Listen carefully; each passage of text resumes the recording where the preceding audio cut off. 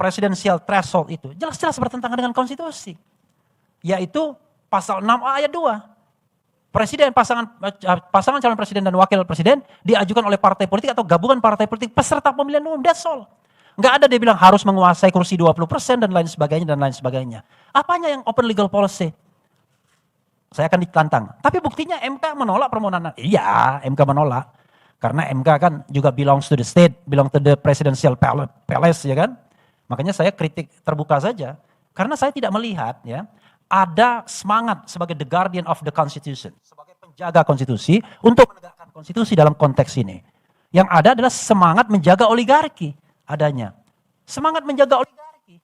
Makanya jangan heran, kita di fait accompli pada 2 pilpres terakhir. Hanya 2 calon saja. Kalau kita dua-duanya kita nggak mau, nggak ada pilihan. Anda kalau nggak 1, 2, apa yang terjadi? Perpecahan dalam masyarakat. Terjadi pembelahan di masyarakat yang bikin polisi bingung juga. Cebong, kampret. Begitu cebong sama kampret menyatu menjadi kecepret, kira-kira gitu ya kan. Tiba-tiba ada juga makhluk baru yang namanya kadrun misalnya.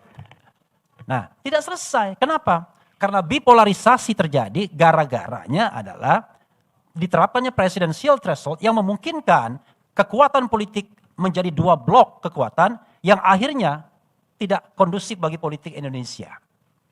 Tapi buktinya, calon presiden kan sudah masuk dalam kabinet. Kok masih ini berarti Anda gagal move on. Kalau saya jangan-jangan bukan gagal move on. Jangan-jangan mereka memilih A karena nggak suka B. Mereka memilih B karena nggak suka A. Karena nggak ada alternatif lain.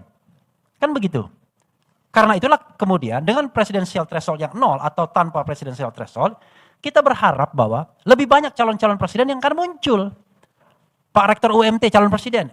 Hanya didukung oleh UMT nggak ada masalah. Yang paling penting adalah bahwa hak warga negara diberikan.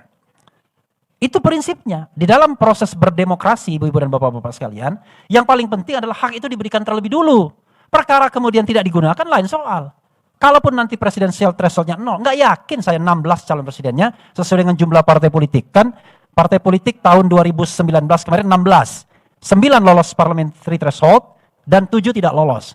Apakah akan 16 calon presiden kalau seandainya jumlahnya 16 lagi di 2024? Nggak yakin saya ibu-ibu dan bapak sekalian.